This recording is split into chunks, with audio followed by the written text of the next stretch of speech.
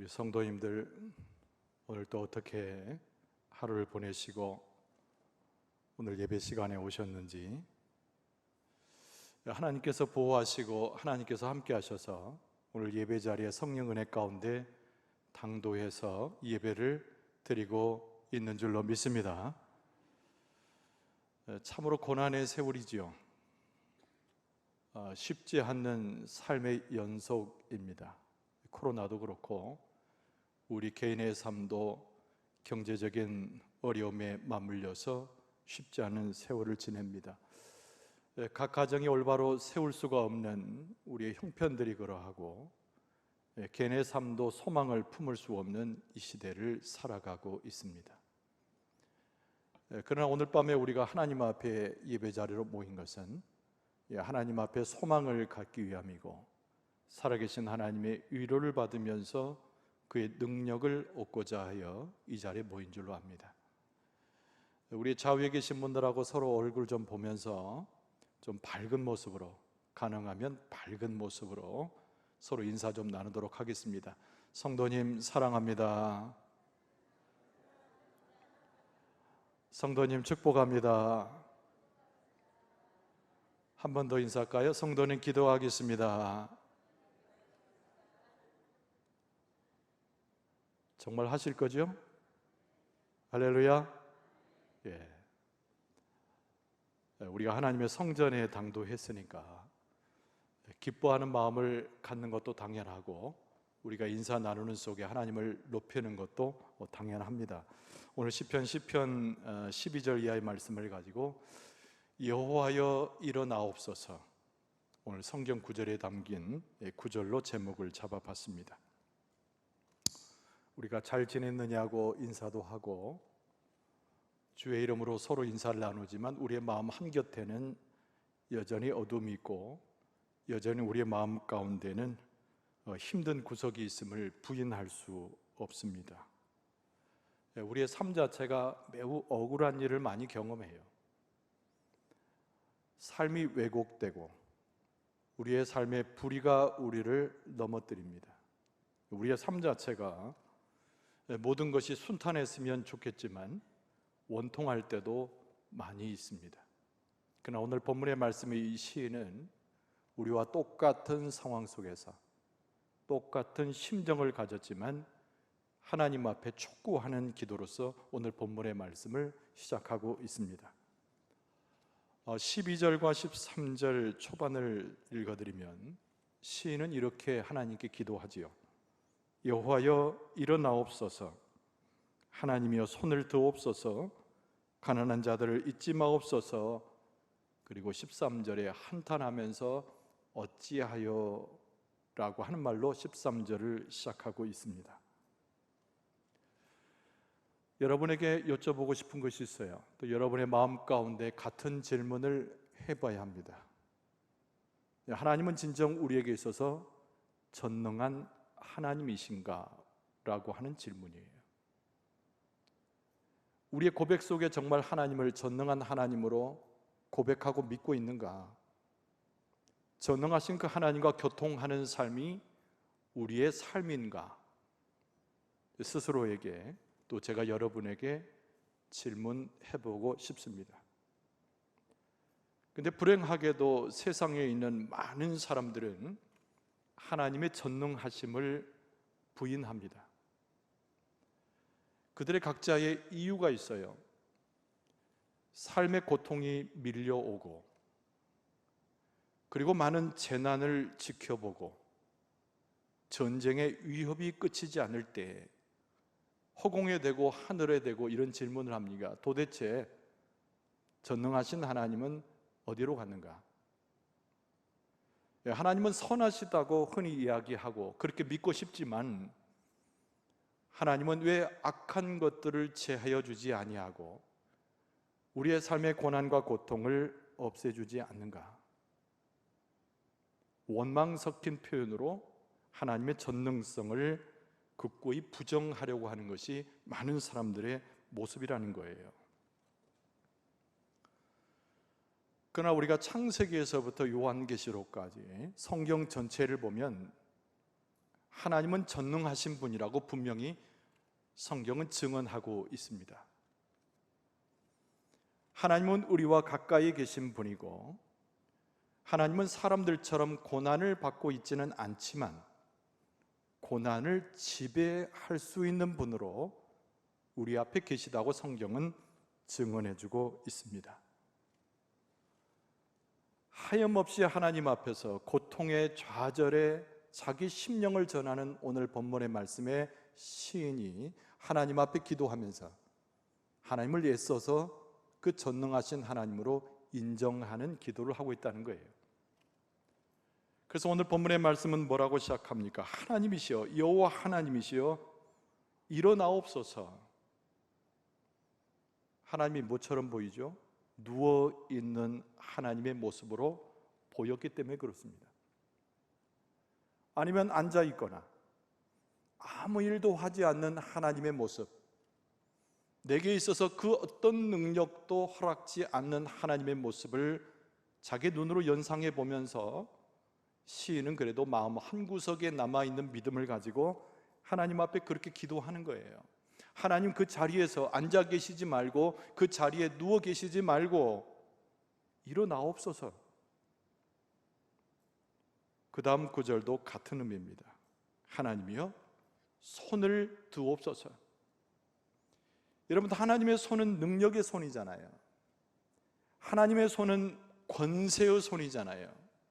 하나님께서 하고자 하시면 못 이룰 곳이 없는 하나님의 능력 근원 그 자체시잖아요. 그런데 시인이 바라보는 것은 마치 두 손을 내리고 있어서 그 능력 하나도 행하지 아니하는 무기력한 하나님의 모습을 연상하면서 그래도 마음 한구석에 있는 믿음을 가지고 하나님 앞에 그렇게 기도하는 거예요.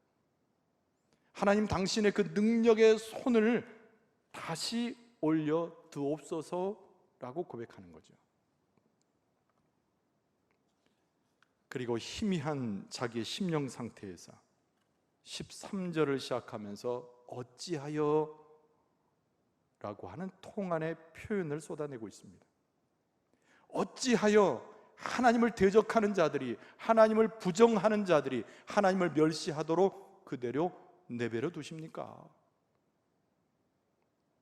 나는 내 안에서 하나님을 향한 믿음을 찾고자 하는데, 내는 나 심령 가운데, 내 삶 가운데 고통받고 있으면서 나를 구원할 하나님을 바라보고 있는데 하나님은 여전히 앉아 계시고 그 능력의 팔을 들지 아니하시고 하나님을 조소하는 저들을 그냥 내버려 두고 계십니까?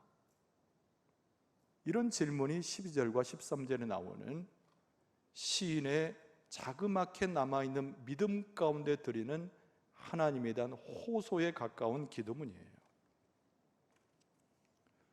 그러나 오늘 본문의 말씀은 무엇을 증거하기를 원하는가? 하나님은 고통 속에 억눌려 있으나, 어려움 가운데 신음하고 있으나 그 약한 자를 돌아보시는 하나님임을 증언하는 말씀이 오늘 본문의 말씀입니다.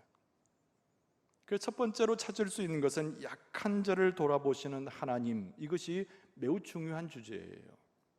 왜냐하면 시인 그 자체가, 자기 심령과 삶 자체가 무기력해지고 약하여지고 작아지고 아무것도 아닌 존재처럼 현재 보이기 때문에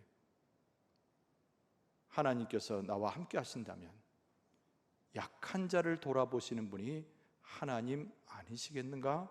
라고 하는 고백인 거죠.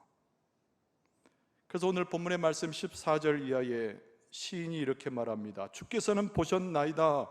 주는 재앙과 원한을 감찰하시고 주의 손으로 갚으려 하시오니 외로운 자가 주를 의지하나이다. 주는 벌써부터 고아를 도우시는 이시다. 이렇게 고백하는 거예요.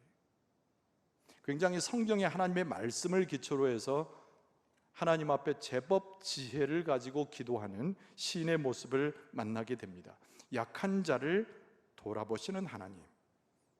시인이 14절에 뭐라고 썼다고요?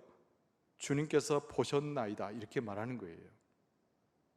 세상이 뒤죽박죽해지고 악한 자가 성행하며 하나님의 백성을 일컫는 자들이 아주 쉽게 무너져가는 이 세상 가운데서 하나님, 당신은 보고 계시지요? 라고 질문하는 거예요.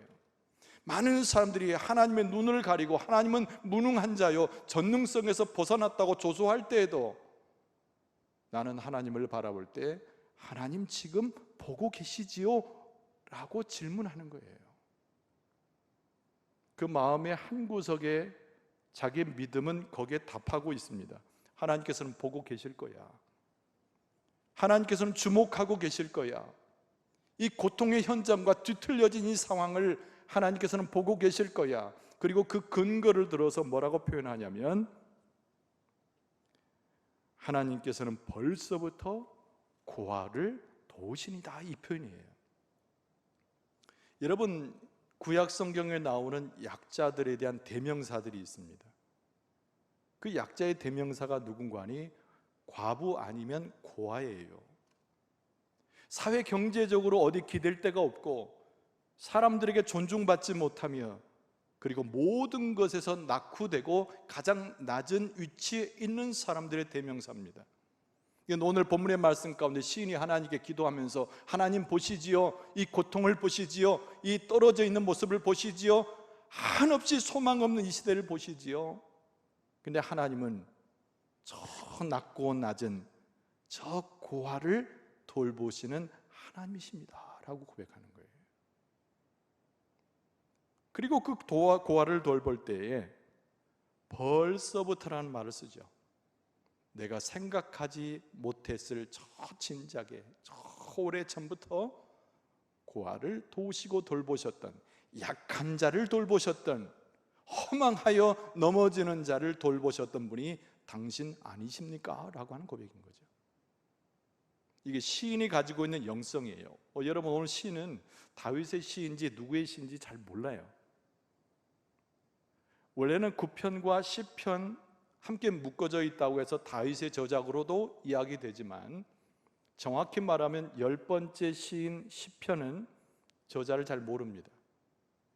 한 구석에 있는 사람, 이름이 알려지지 않는 사람이에요. 그러나 이 사람은 꽤 영성이 있었던 사람입니다.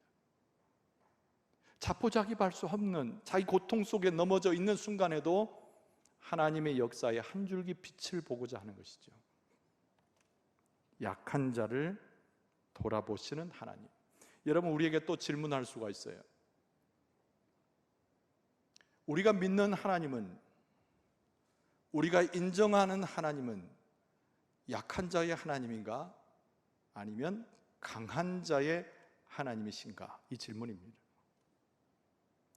여러분, 당연히 오늘 본문의 말씀에 등장하는 시인의 고백처럼 우리는 이구동성으로 고백하죠. 하나님은 강한 자, 힘 있는 자의 하나님이 아니라 약한 자, 이 세상 가운데 대접받지 못하는 자, 소외되는 자, 그들을 위한 하나님이라고 우리는 고백할 수 있어요. 맞습니다. 여러분, 성경 전체를 보면, 그리고 성경에 나오는 중심 구절을 보면 하나님께서는 약한 자들의 하나님이라고 하는 것을 쉽게 알 수가 있어요. 여러분, 출애굽기 22장 21절 이하에 보면은 이런 말씀이 있습니다. 너는 이방 나그네를 압제하지 말며 그들을 학대하지 말라. 너희도 애굽 땅에서 나그네 됐음이라. 너는 과부나 고아를 해롭게 하지 말라. 네가 만일 그들을 해롭게 함으로 그들이 내게 부르짖으면 내가 반드시 그 부르짖음을 들으리라. 이 말씀이 나와요. 근데 엉뚱하게 선택된 말이 아니고 출애굽기 20장에 보면 우리가 잘 아는 십계명의 이야기가 나옵니다. 이스라엘 백성들이 광야 땅으로부터 가나안 땅으로 옮겨갈 때 하나님께서 모세를 통해서 십계명을 허락하시죠. 그게 출애굽기 20장에 나와요.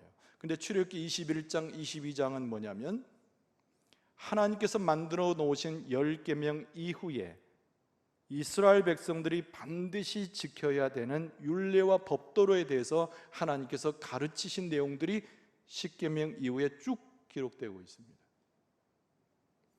근데 그 말씀의 핵심이 방금 제가 읽어드린 출애굽기 22장 21절 이하의 말씀이에요. 이 말씀을 요약해 보면 하나님은 약한 자를 돌아보시는 분, 이스라엘 백성들에게도 율법을 지키되 율례를 행하되 나처럼 내가 행하고 내 관심처럼 너희들도 약한 자를 돌아보라고 하는 하나님의 말씀을 주신 것입니다. 이스라엘 백성들이 처음으로 받았던 법도, 이스라엘 백성들이 하나님 안에서 신앙생활할 때 반드시 지켜야 되는 하나님의 명령의 핵심은 하나님께서 그러하셨듯이 백성 간에 혹은 흩어져가는 나그네 중에서도 약한 자를 돌아보아야 한다는, 소위 이 약한 자를 위하는 이스라엘의 법의 약한 자 보호법인 거예요. 여러분, 시인은 그 하나님의 말씀을 기억하는 겁니다. 오늘 본문의 말씀의 시인은 약한 자와 함께 하시는 그 하나님에게 한 줄기 소망의 빛을 보고 있는 거예요. 억눌려 있을 때, 고통당할 때, 내 삶의 길을 알지 못해서 헤매고 있는 나 자신의 연약함을 보았을 때, 이 시인이 보았던 것은 약한 자의 눈을 돌리시고 그것을 율법으로까지 정하셨던 하나님에 대한 소망을 갖는 것이죠. 조슈아 헤셀이라고 하는 유명한 신학자가 있습니다. 전체 이름으로 말하면 에브라함 조슈아 헤셀이에요. 근데 이 사람이 무슨 얘기를 했냐면, 히브리적으로 성경을 해석하기로 유명한 사람인데 구약 성경을 가지고 이렇게 표현을 했습니다. 이 땅에 많은 이방의 신들이 있다는 거예요. 하나님 이외에 여러 이방 나라들이 섬기는 신들이 있다는 거예요. 그런데 그 신들의 공통점이 무엇이냐면 대부분 큰 것, 화려한 것, 웅장한 것, 영웅들, 이들을 위한 신이 이방신의 특징이라는 겁니다. 그래서 그들에겐 정의가 없어요. 가난한 자를 위한 분배도 없습니다. 이방의 신들은 화려하고 좋고 강한 것만을 추구하는 신들의 공통점을 갖는다는 거예요. 그러나 조슈아 헤셀이 계속 이야기하기를, 성경에 나와서 예언자들이 일러준 하나님의 모습은 어떤 모습인가? 가장 연약한 인간의 형편을 돌아보시는 하나님이라는 거예요. 사람의 형편을 살피시고 거기다 대처를 마련하신 분이 여호와 하나님이라고 성경은 증언한다는 겁니다. 하나님은 인간 역사에서 아주 구체적인 현실에 관심을 가져요. 그리고 하나님이 제일 마음에 두는 것은 선악간에 선과 악을 구별하는 것이 아주 작은 일이라 할지라도 하나님은 거기에 집중하신다는 거예요.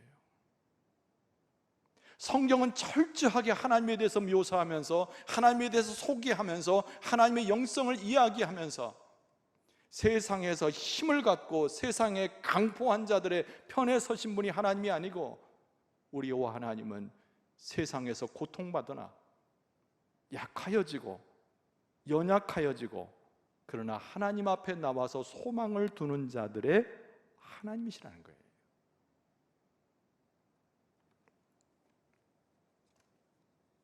우리 예수님은 또 어떻습니까? 예수님은 성경에 소개한 대로 하나님의 아들이시잖아요. 하나님은 약한 자의 하나님이신데 예수님은 어떤 분이신가요? 예수님은 하나님의 아들이자 곧 하나님이시죠. 예수님도 약한 자의 하나님이세요. 예수님은 하나님의 아들이시니까 강한 분이잖아요. 예수님은 하나님의 아들이시기 때문에 권세의 상징이잖아요. 예수님은 하나님의 아들이시기 때문에 영광을 홀로 받으셔야 할 분이잖아요. 그러나 예수님은 어떻게 이 땅에 오셨습니까?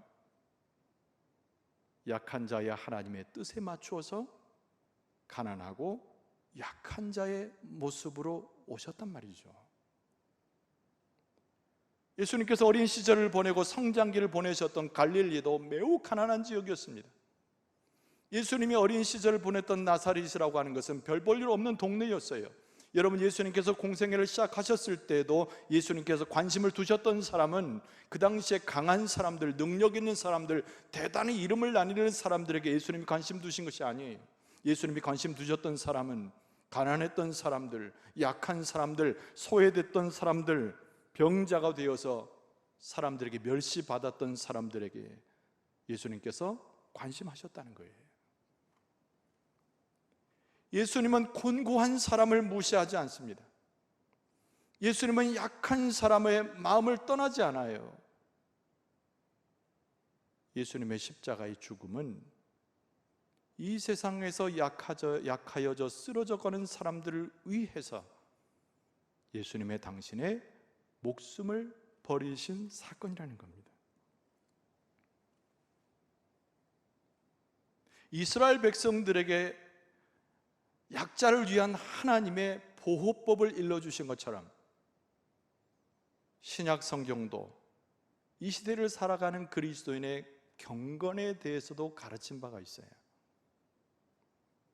여러분, 예수 그리스도를 따르는 참된 경건은 무엇인가요?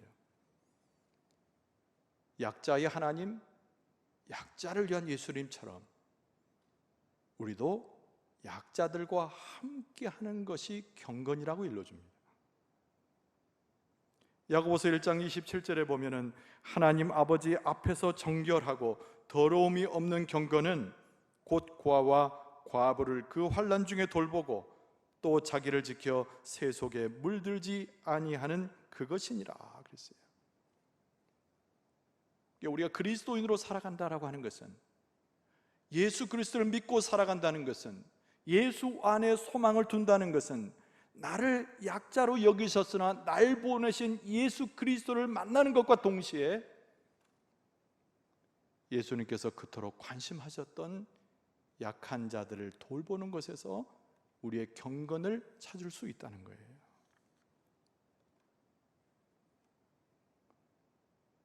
오늘 본문의 말씀에 계속 따라다니는 후렴구처럼 된 것이 있어요. 그것이 뭔가 하니 하나님께서 악한 자들을 멸하실 거라는 얘기입니다. 악인의 팔을 꺾으소서, 악한 자의 악을 더 이상 찾아낼 수 없을 때까지 찾으소서. 이것이 바로 오늘 본문의 말씀에 등장하는 후렴구처럼 등장하는 악한 것을 소멸하시는 하나님의 역사를 표현하고 있습니다. 오늘 우리가 어떤 심령으로 주 앞에 왔습니까? 우리가 이 예배에 왜 참여했습니까? 첫째는 하나님께 경배하는 것이지만 둘째는 하나님의 위로를 경험하기 위해서 이 자리에 왔어요. 그 전능하신 하나님이 과연 내 삶에서 나를 꺼내줄 수 있는 분인가를 확인하기 위해서 왔어요. 내가 그리스도인으로 살아가는데, 하나님의 백성으로 살아가는데 내가 어떤 모습으로 서야 되는지를 하나님이 원하시는가를 알기 위해서 왔다는 거예요.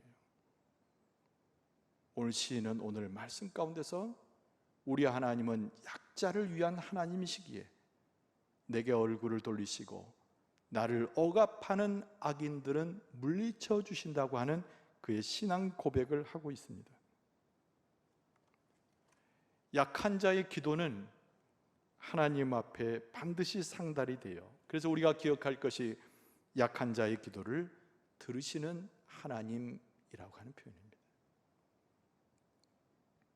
오늘 시편의 마지막 두 구절의 말씀은요, 일종의 마침표 같은 거예요.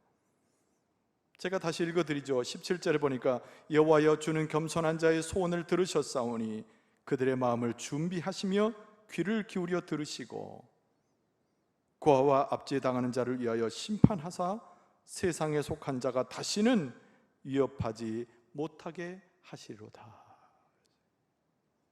할렐루야, 할렐루야. 주께서 여러분과 저의 기도 소리에 응답해 주실 줄로 믿습니다. 시인은 확신 가운데 하나님 앞에 기도하고 있어요. 나는 강포한 자가 아니요, 세상 가운데 강한 자가 아니요, 세상의 모든 것을 흩어뜨리는 악인의 자리에 서 있는 자가 아니요, 상처받고 고통받았으나 약한 자의 입장에서 하나님을 간구하는 자니 하나님께서 내 기도를 들으실 것이다라는 거죠. 그래서 이 고통 가운데 평안함을 갖고, 이 고통 가운데 기도에 대한 확신을 갖고 오늘 이 본문의 말씀을 기록하고 있습니다. 하나님은 강한 자의, 강포한 자의 소원을 들으시는 것이 아니라 약한 자가 되었으나 하나님 앞에 무릎 꿇는 자의 소원을 들으시고 그 기도에 응답하신다는 거예요. 하나님께서 오늘 예배에 참석한 여러분과 저의 심령의 기도를 반드시 받으실 줄로 믿습니다. 영국의 C.S. 루이스라고 하는 사람이 있는데요, 이 사람이 이런 유명한 얘기를 했어요. 인생에서 우리에게 제일 필요한 것이 무엇이냐? 그것은 다른 것이 아니라 하나님의 통치를 받는 것이라고 얘기했어요. 우리가 살아가는 온 이 지구의 우주도 하나님의 통치를 받고, 지구상에서 일어나는 모든 일들이 하나님의 소관에 있고, 그리고 내가 겪는 하루 중의 모든 일들도 하나님께 속한 것이다. 내가 어느덧 나 스스로 통치자가 되어서 내 삶을 주관하는 것처럼 생각할지 모르나, 그러나 우리의 눈에 보이지 않는 곳에서 하나님은 우리의 삶을 통치하고 계신다.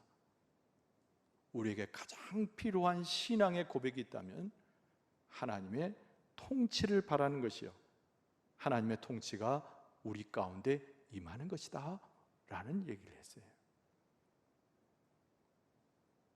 여러분, 우리의 삶이 굴곡이 있을지라도, 우리의 삶에 어려움이 있을지라도 하나님은 우리의 삶의 통치자로서 우리와 함께 하실 줄로 믿습니다. 우리의 삶을 다스려 주실 줄로 믿습니다. 우리의 기도를 받아 주실 줄로 믿습니다. 우리를 해하려고 하고 우리의 고통 속으로 밀어넣는 모든 고통과 모든 어려움과 악한 세력도 물리쳐 주실 줄로 믿습니다. 여러분, 우리의 삶의 크고 작은 일을 만날 때, 기이한 일로 인하여 고통당할 때, 여러분, 그러나 우리의 입술에서 어찌하여? 라고 하는 표현이 등장할 수 있습니다. 그러나 결국 우리는 오늘 시인의 모습처럼 우리의 기도가 하나님 앞에 상달될 수 있고, 하나님께서 우리와 함께 하심으로 하나님을 높이는 찬양을 드릴 수 있는 것이죠. 사랑하는 성도 여러분, 하나님께서 정성으로 그 마음을 가지고 우리에게 관심을 가지셔서 우리에게 가정을 주셨어요. 우리의 삶에 믿음을 주셨습니다. 일터를 주셨어요. 우리가 서 있어야 할 삶의 자리를 주셨어요. 우리가 잊지 말아야 될 것은, 우리의 삶에 어려움과 힘든 가운데 있어도 하나님이 우리를 보호하시고 우리와 함께 한다는 사실을 잊지 말아야 될 줄로 믿습니다. 주의 보호하심이, 도우심과 그 은총이 여러분과 저에게 날마다 충만할 수 있기를 주의 이름으로 간절히 축원합니다. 기도하겠습니다. 우리 아버지 하나님, 지친 삶의 길에서 하나님을 찾나이다. 비록 약하여 넘어지더라도 전능하신 하나님만을 붙들게 하여 주시고, 도우시며 회복시키시는 하나님의 은총을 깨닫고 체험케 하여 주시옵소서. 예수님의 이름으로 간절히 기도하옵나이다. 아멘.